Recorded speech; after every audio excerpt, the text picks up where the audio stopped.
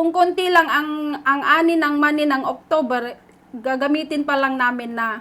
Para sa inyo. Opo, sir.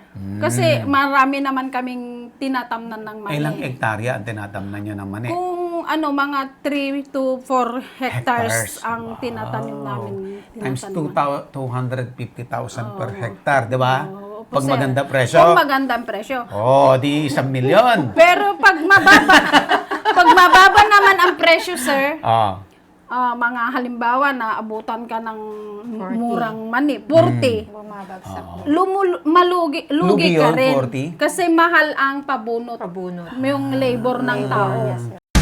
Gusto mo bang matuto ng agribusiness, crops, livestock and poultry, aquaculture, at ma-inspire sa mga success stories? Agribusiness How It Works! As a YouTube channel, Agribusiness features entrepreneurs, farmers, organizations, OFWs, investors.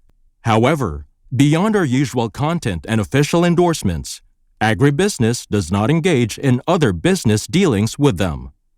While our viewers and featured individuals and entities may choose to pursue business deals with each other on their own, we encourage them to be cautious in doing so. Agribusiness Connect Year 3 sa August 8 na po yan sa Elements at Centuries. Ngayon po, open na po yung registration at meron pa tayong early bird discount hanggang end of May. Sir Buddy, si Ma'am Roda po. Hello, Ma'am Roda. Kasama ko sa legal officer. Okay. Si Ma'am Marlene po. Siya po yung nakatutok dito sa co-op. From Darden pa? Yes, sir. Andito na po tayo sa Kunkunig Ace Farmers Multipurpose Cooperative. At andito yan tayo sa anong taon po ito, Ma'am Delia? Santa Lucia. Ito yung Santa Lucia, Ilocos Sur. At si Ma'am Delia, ang ating manager ng co-op. Ma'am Delia, ano po ang buong pangalan? Delia Evangelista, sir. Si Ma'am Delia Evangelista. At saka si Sir Delphine. Sir, Delphine. Delphine Fabro, sir. Ano naman po ang role nyo dito, sir? BOD, sir. BOD, Board of Direct. Director. At syempre si attorney. Dati tayo manin, sir. Good morning. Maria Trinidad Unciano po. Dar Ilocos Sur, sir. Ayan. Baka nasa Mga- 50 days na to siguro, sir. Mga 2 weeks na lang po to. Dahil hanggang 75 days kasi 75 days. ang mani. Lupa ng co-op ito, sir. Kay sa co-op po itong lupa.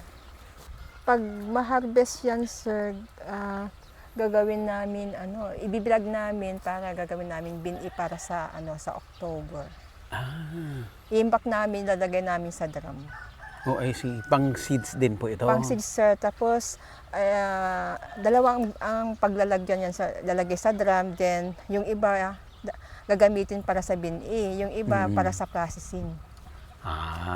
Okay. Kaya inilagay sa drum, sir, para mas yung niya, para pagbuksan yun, ganun pa rin yung itsura. Kasi pag hindi nalagay sa drum, sir, mag-iiba yung itsura pag matagal na. Papangit yung Papangit, germination. oo, yes, sir. I see. Ganun pala yun. Hindi lang dito sa Kunkunig na bumibili ng ganun, sir, kahit sa ibang province, sa Ilocos Norte, saka dito sa La Union, pumupunta din silang, meron din kami mga kliyente doon. Tungkol sa binhi naman yun. So negosyo rin ng co-op yung sir. binhi. Oo, sa negosyo nito. Nice. May bigla-biglaan na lang na mag-o-order, katulad lang sa Ilocos Norte noong February. Meron na nag-harvest dyan, kaya sabi sa amin, mag-order kami ng 4,800 na kilos. Kukunin namin sa ganitong buwan. Di February, sir, kukunin na lang first week ng March, kaya naibigyan na namin, sir. Kasi ibibilag pa namin yun eh. So maganda rin ang presyo ng binhi. Sir, maganda. Magkano po ang... Kasi yung bili namin sa sir, sa bili namin sa mga farmers, mas mataas kami kaysa dung mga cowboy. Yung mga nagbibili dito. Cowboy ang tawag niyo doon sa mga trader. Traders, sir. Cowboy. Mas mataas kami ng 2 pesos para makabili kami. Then, Then yun sir, pag ibenta ka agad, na hindi imbak dun sa drum, 4 days lang ang ano namin, ang pagbilag namin. Pero kami ng ang magbibilag doon, yung mga mother, yung Mga nanay. mga nanay, para may trabaho sila. Yung 4 days na yun sir, 300 per day nila. Pero ang kilos nun ibibilag nila, 600 kilos para may 300 per ano na sila. Dito sila magbibilag sir doon. Dito na sa sa Di, facility. nakakatulong din sir dun sa mga nanay yun. Then, 'di ba yung 3 days, yung 4 days na yun, di may 1-2 sila. Kasi yan mani naman sa pagaan naman eh. Opo. Oo. Then Habang nabibilad. sir, pag yung inimbak naman namin dun sa drum na 7 days yun na ibibilag namin para Mas matagal mas ang matagal bilad. sir, mas matagal. Para hindi masisira dun sa loob ng drum. Yun pong binibilihan nyo ng mani na gagawin yung binhi, mga members din po. Oo, Yan sir. ang co-op. Oo, sir. Kaya, yun ang noon sir, nung unang-una, bumibili kami doon sa Balawan, La Union. Hindi pa namin nasubukan yung pag-imbak-imbak. Gaano kami kung saan kami magbebenta noon. Ngayon hindi na kami naghahanap kasi nakilala na nila na nagbebenta kami ng... So sila na pumupunta rito? Oo, sir. Ang galing. Sir, nang nakilala na ng co-op na nagbebenta kami ng ganon, yun sir, okay na. Anong mas magandang negosyo, yung binhi o yung process? Kasi sir, yung BNI kasi, nakaano na kami. Nakilala na kami na nag-ano kami ng ganon. Yung process kasi sir, wala pa kaming FDA. Kaya hindi pa kami masyadong nagma-market kasi wala pa kaming FDA. I Siguro, see. pag may FDA na kami, di magma-market na talaga kami. Pero inaayos na yung FDA. So, tinutulong ng DAR. DAR po ang Opo, ang umaayos. ma'am. nag-a-assist, sir. May mga financial support, mga machineries na binigay ang DAR po. Opo, sa katunayan po, itong building at saka meron pa po isang building po na pinapatayo. Sa tulong ng VL-Fed project natin, merong financial component na ibinigay ang DAR in the amount of like 400,000 pesos. And meron ding syempre assistance or component din galing sa LGU. Aside from that, meron tayong 4-wheel drive tractor, at saka peanut seeder, tsaka marami pong training, sir, na itulong, na i-share po sa ating mga members ng co-op. Ang pinaka na binigay ng DAR sa amin sir, yung training noon ng microfinance sir. Microfinance. Anong microfinance noon, nag-training kami ng 7 days ata noon sa Baguio. Kaya hindi namin inano yung lahat-lahat ng technology, pero meron kaming tinulad na technology na in-apply namin dito sa co-op sir. Yun noon, Like ano po yan, Ma'am Delia? nung kasi sir, ang ginagawa lang namin dito sa co-op, naghihintay na kami ng mga deposit. Naghihintay lang kami. Pero nung nag-seminar kami doon sa sa microfinance, pwede pa lang kami ang pupunta sa bahay na kami ang mag-kolekta ng deposit. Kaya yung technology na yun, sa kahit na 100 pesos, 50 pesos, okay yun. Di ba? Kahit isang araw, makakaano na kami. Meron kaming makolekta kahit 2,000 o 3,000, pero pag tatlo yung collector namin, di marami din yun, sir. Kaya doon ang tumaas ang namin, sir, yung savings deposit, saka time deposit, yun ang ginagamit namin sa operation. Doon kami kumukuha doon sa mga sa capital namin, doon sa mga BNI, doon sa pag nag-ano kami ng bigas o kaya palay, doon kami kumukuha ng capital, sir. Malaking tulong sa amin yun na hindi na kami umuutang ng land bank. Doon kami kumukuha na yung sariling pera na ng co-op. Hindi na kami, kasi doon dati kami umutang ng land bank mula nag-umpisa 1991 hanggang 2006. Nag-umutang kami ng land bank. Pero nung lumalaki na yung kapit ng savings deposit, saka time deposit namin, doon na kami kumukuha, sir. Yun na. Magkano na ba ang asset ng co-op ngayon, Ma'am Delia? 83 million, sir. Wala kaming utang sa labas. Wow! sa mga bangko, sir, wala kami. Wow, galing. Ayun, ang malaking namin sa dahil sa training na binigay ng DAR. So ito pong lupa na to, pag-aari na ng co-op. Bali 1.6 hectare hanggang doon, sir. Lahat to may tanim lagi po. Oo, sir. Ilang croppings po ito? Nagpapali din kayo? Para isa ka Bali, Mani. yung iba sir, 2 palay, tapos isang mani. Isang mani. Bali ito, parang third crop na po eh. Oh, I see. So, halos walang pahinga. Oo. Sir, talagang ganito dito. Sipag Kasi may talaga. irrigation kayo. Oo, sir. May irrigation, sir. So, ano ang mga agency tumutulong sa inyo? DAR, DA, DA, LGU, DOST, DOST, meron din. DTI, DTI. Kompleto.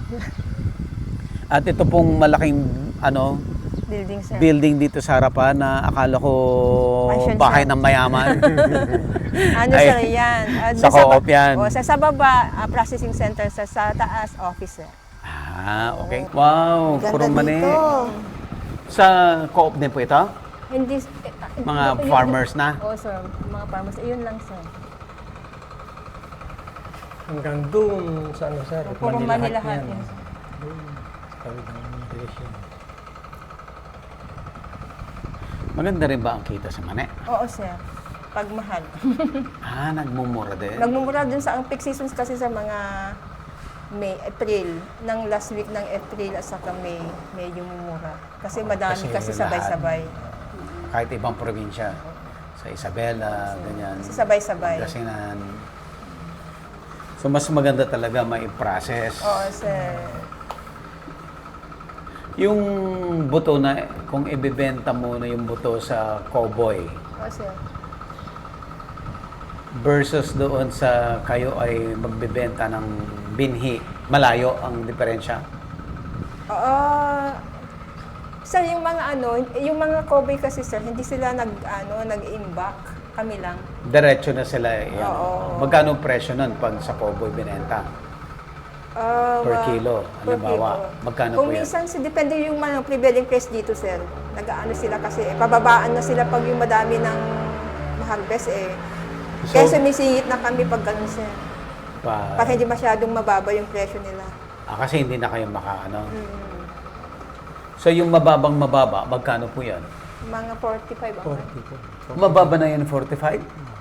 45 pesos per kilo. Ito yung tanggal na sa shell. Hindi pa, sir. May ano pa yun. Ano yan? Buoy. May shell pa? May shell pa yun. 45? Oo, sir. Kasi sa ano, sir, sa Manila daw, 100 Wait, yun daw eh. Bagong pita, bagong... Apo. Sa Manila po, 100 daw, sir. sa Balintawak, Oo, Halimbawa, yun ang sabi nila. Divisoria. 100. Pero yung transport naman nila, yung transportation. 10 pesos lang yan per kilo. Ayun, sir. Malaki kita nila. Wala kang makikita nila. Kaya pag ganun sir, na pababaan na sila, sinisingit na kami. So kung magandang presyo, magkano po ma'am dito? 78, Ayun, 80. Oo, umabot ng 80 eh. Pero 18. bihira ka lang, bihira ka lang makabili ng marami. Pakunti-kunti lang. Konti kasi talaga. Oo. Pero yung farmer, ang laki ng kita niya pag 80. Oo, sir. Pero nakikita Masaya Masaya. yung Pag farmer. buwan ng September, ganoon mataas ang sir, ang presyo, ang presyo. Kasi yung mga nagtatanim ng ganoon, pa lang. Wala pang masyado. Kasi puro palay yung nandito sir. Puro palay pa. Pero ang tinataniman kasi ng October, November, yung mga ganito sir na hindi irrigated. Hindi irrigated. Okay. Kasi nga priority irrigated, itatanim nila palay. palay. Pag yung na sir, dun sa irrigated, hanggang second crop yun sa na palay eh. Mm-hmm. Kaya saka lang sila magtanim ng ng mani pag na buwan ng February. February. Oh, yan sir, madaming mani. Yan. Puro mani po yan? Oh, sir, puro mani yan. Yung green na yan? Yes sir, puro mani yan. Kung mali yung mas mataas, na yan, mga mais. Pero puro mani yung mali. Tapos pagkatapos ma-harvest ang mani, magre-rest muna yung lupa. Yung iba ma'am, yung iba. Pero yung mga iba, tataniman ulit. Ng mani ulit. Oh, mani ulit. Oh, Magsa-second crop pa sa mani bago magpalay. Oo sir, okay, bago magpalay. ganun ganun. Pero kung ako siguro hindi ako na magpapalay, magmamaninan lang ako ng tuloy-tuloy. Depende Malaki kasi sa kita location, eh. sir. Oo, depende sa location. Depende sa location. Kasi hindi niya kakayanin pag laging maraming kukulang. tubig. Pag maraming tubig, talagang hindi kakayanin. E di huwag mong papasukin yung irrigation. Kahit hindi mo pasokin sa resin. Talagang Tag-ulan, naiipon ang tubig yan. May ipunan talaga. Okay. So yung mga tabing ilog, kasi ano yun, panaraten eh. Oo, panarate. Mabilis ma-drain. Mabilis matuyo yung... Oo, kaya pwede sila. Dinidiscuss po namin yun ni Sir, yung ano, yung magkano ang puhunan ng magtatanim ng mani. Sir, Kaya nga, yung isang hektarya, umaabot ng mga 30,000. 30,000 ang puhunan. 30 hanggang 50 yan. Depende sa... Lahat na yun. Pati inputs, lahat na kompleto na yun. buto, inputs, lahat, labor. So mga 50,000. Nasa 50,000. 50,000. Kung ang pag nag-harvest ka naman doon, nasa 3,000 to 4,000 kilos. Oo, magkano yun? Oo, Lalabas. Kung makatyaba ka naman ng presyo, kung umabot ng mga 60, 70, maganda na rin. Magkano na yun? Lalabas. Okay, times po dun sa Mag-compute tayo. 3,000. Mahina tayo sa math eh. Magkano yun lalabas? Bali, Isang hektarya naman, pag 3,000. 3,000 times 70? times 7 o kahit Mga 60. Times Mga 60. 60, sir. 6 Magkano times po yun? 350,000. 300,000. 300,000, eh 50,000 lang yung puhunan mo. 50,000. Di 250,000. Aba, hindi na ako magtatanim ng palay talaga. Peanut na lang. Yun yung kung maganda ang presyo. Pag magandang presyo, mababa naman. Pag mababa ang presyo, around 40. Magkano? 40, 45. Aray. Hindi mayroon pa rin kita eh. Kung magkano yun, sir? Kung ano? Kung 40 times 3, tamo na lang 120. Meron po konti. 120 minus 50 na puhunan. Then meron ka pang 70. 70. Tatanggalin mo pa yung sa Yung lang, magpipitas. Yung magpipitas pa, sir. Okay. Yung sa lupa. Ay, yung renta. Renta sa lupa. Kung Divided nagrenta by 5, ka. sir. Divided by 5 yun. Bakit divided by 5? Dito sa amin, sir. Sa ano yan, sir? Yung sa lupa. Oh. Kung halimbawa yung 50 mil, yung 10,000 para sa may-ari. May-ari ng lupa, sir. Kasi siya, leaseholder ka, sir, ano. Tapos, yung the rest, Tapos yung sa iyo na yung ano, yung tapos magtatanggal ka pa yung ano ng sa magpipitas. yung pag-harvest. Ba yung sa mga isang hektarya, nakakalito ka rin doon mga 100. 100. Malinis na yon. Malinis na. Maganda, no? Ilang Basta buwan? maganda yung Ilang buwan po yun lahat? 75 days. 25. Basta maganda yung ano ng Presyo. money. Pag magandang presyo yan, yung neto ng 100. Money at saka pati yung klase ng money. Dahil kung minsan naman pinapasok na insect yung mga money. Bago ka parang mag-harvest, medyo namamatay na yung money. Pag pinasok na insect. Yun ang lobby ng farmers naman. So may lugi din po. Kung meron din, hindi naman lahat laging kita. Pag nagkasakit yung money. Sige po, punta natin po yung mga beneficiaries.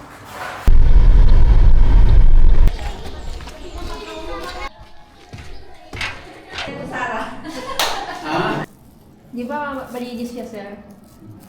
Mayroon kasi yung mga manin na kulay brown ang ganito niya. Ay, may iba pang ano, yes, variety ng mani. Oh, yes, ma'am. Kaya sabi nila, pang ano yan, pang nilaga, maganda daw. Kasi malinis yung ano niya, balat niya. Bili naman ako. Pwede na ito pang yung Pang binhi, sir? hindi po yung ano yung prito? Hindi pa. Hindi, pag piniprito sir, ayun na, mas ibibilad sa ibibilad sa araw. Bibilad mo muna bago balatan. Processing nyo. Madam Manager, ito yung mga, ito na yung mga, dito yung binabahad. Ay, dito yung i-imbak yung mga buto na binhi. Ganun, sir, naka-seed siya. Mm, Ganyan, sir. ganyan. So yan yung mga ibebenta na yun ng binhi. Oh, sir. Seed na seed siya. May pecha-pecha para ano. Ito naman po, Yun, sir, yung ano pa lang, bibilan pa lang. nabilad na to. Sir, ilalagay dyan. So magiging binhi din po ito. Sir, sir. Pag binhi, 7 days. Pag Pag yung kaagad-agad. pagkain, Kapag kaagad-agad na itanim, sir, 4 days. pag itatarim na kagad 4 days lang. Pero yung ipaprocess, Kahit na kung ipa-process ka agad, sir, pwedeng 4 days. 4 days na yan. Sige po, tingnan natin yung mga produkto. Ang gaganda naman ng mga opisina niyo. Ang gaganda ng mga opisina niyo.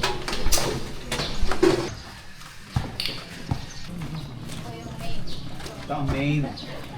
Yung original. Pero hindi na original, sir. Hindi kami tunoon. Maliit lang na. Pinaganda na rin to. Oo, pinaganda magaganda rin yan. Maliit lang na.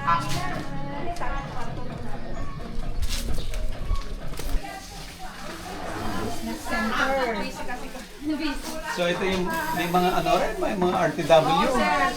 Sino pong bumibili?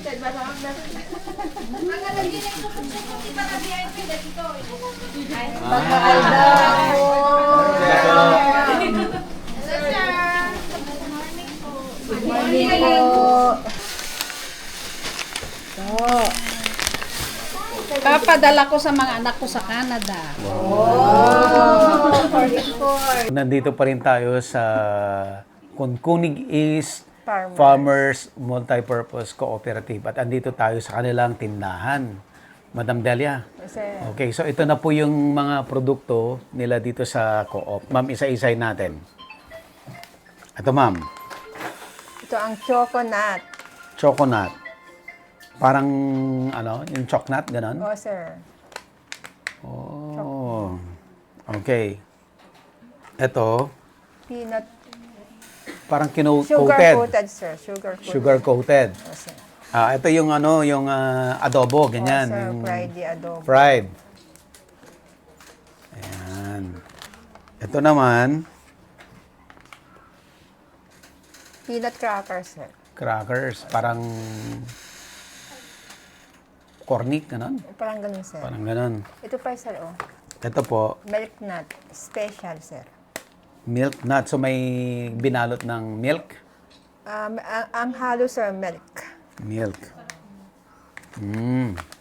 Peanut bar, sir. Ito ang pinakamabili, sir. Ito ang pinakamabili. Bakit kaya, ma'am? Dahil siguro, sir, masarap. Dahil masarap. Dito yumaman ang co-op. Oo, hindi, Isa sa nagpayaman. hindi pa naman masyado, sir. So ano ang main business ng co-op? Alin yung nagpapayaman sa co-op? Sa mani, Lending. sir. Sa mani, pero yung lending, hindi naman para, siguro 1/3, sir. 1/3 ang lending. Yung mani pa rin. Yung mga products, sir, yung mga mani, saka yung rice. Okay. Ang rice ang binibenta nyo, bigas? Palay. Palay, saka bigas kung minsan, sir. Palay at bigas. So kayo yung nagpapa-meal. Oo, sir, Tapos kayo magbibenta ng bigas. Pero ngayon, sir, dahil sa natakot kami last year, binenta namin lahat na palay. Yung bumagsak. Bakit kayo din natakot? Yun nga, bumagsak ang presyo, sir. Ang presyo, oo. Oo. Ayan. Naririnig nila.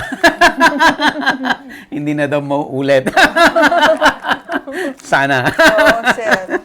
Okay, so bigas, palay, yung mani, yung process, at saka yung buto, di ba? Yung process, at saka yung binhi.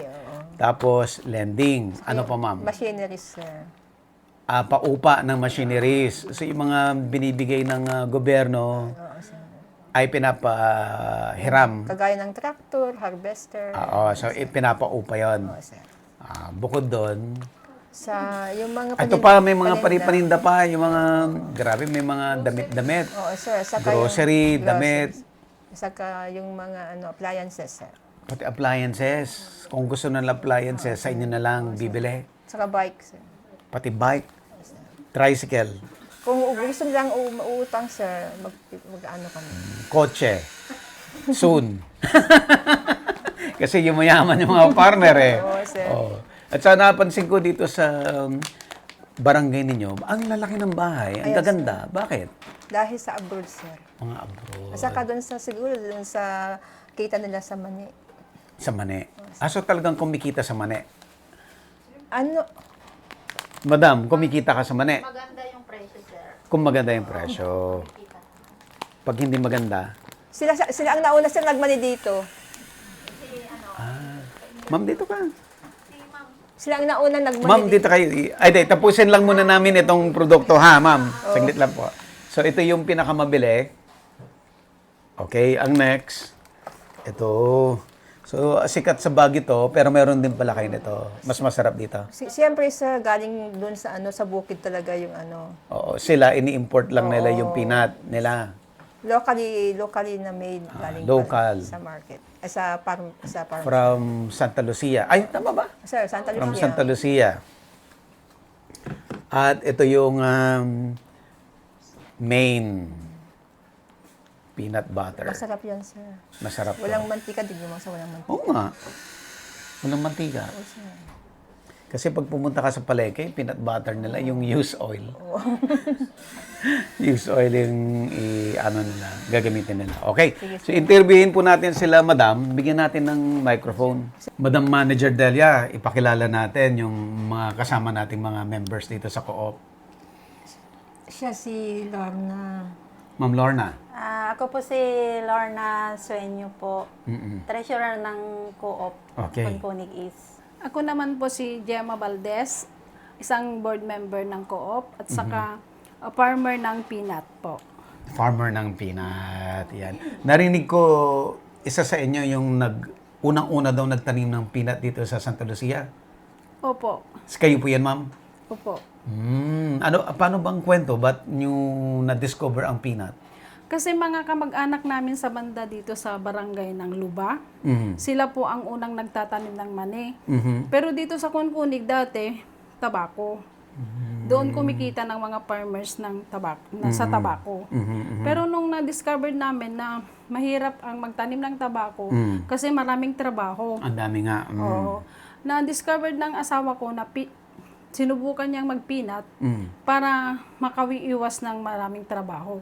Kasi pag tinanim mo na ng mani, hintayin mo na lang ng 2.5 months, ha-harvest mo na yun. Harvest na. Okay. Oo. At saka, kahit bagong pitas pa lang yung peanut, pwede mo nang ibenta. Hindi mo na ibilad noong una. Kasi kung mag-harvest ka na, nandun na yung bibili ng peanut. Andun na rin yung buyer. Oo, nandun na yung buyer. Habang hina-harvest mo, hinihintay ka na. Oo, hinintay na ng mga buyer. At pagka benta mo na, pera na yon. Hindi gaya ng tabako na maraming trabaho, saka mo palang makikita ang kita mo pag binenta mo na ng anuhin mo pa yung tabako. Bibilad mo pa. Oo, at saka iluluto. Lulutuin. At saka anuhin mo pa yung tabako, hintayin mo pa na ma-harvest mo lahat saka ibenta. Yun na sir. Nung una, sabi ng mga kabarangay namin, ano bang makikita nyo sa peanut? So medyo pinagtatawanan kayo? Oo, parang ganun. Discourage. Parang discourage kami. Na anong kikitain nyo sa peanut? Noong una kasi, nung mga tatay pa namin noon, nagtatanim sila ng peanut, pero parang pangkain lang.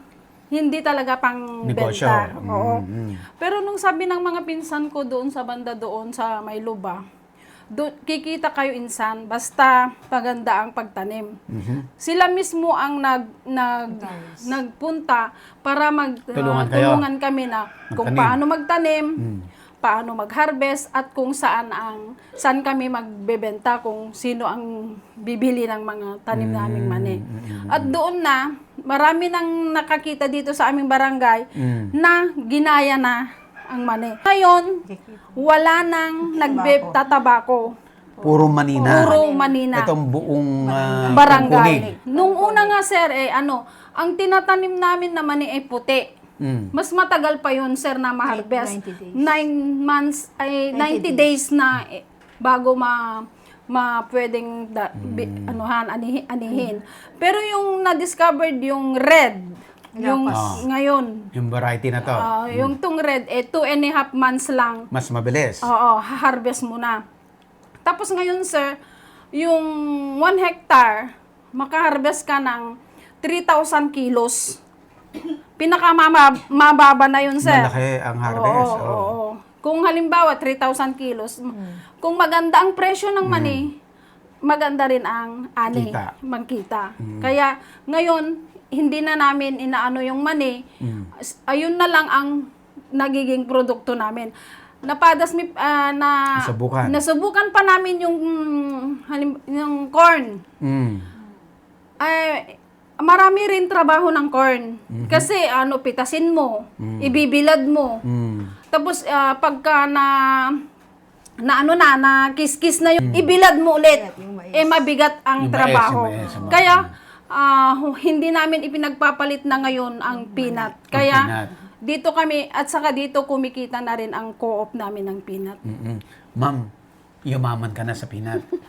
Hindi naman yumaman, Yung pero totoo. guminhawa rin ng buhay. Kasi ang peanut, halimbawa, kung masipag ka lang, kahit yung mga nakikipagbunot lang, yung hindi nagtatanim, kumikita, sir. Kumikita rin. Oo. Kasi mahal na ngayon ang palabor ng nagbubunot ng mani.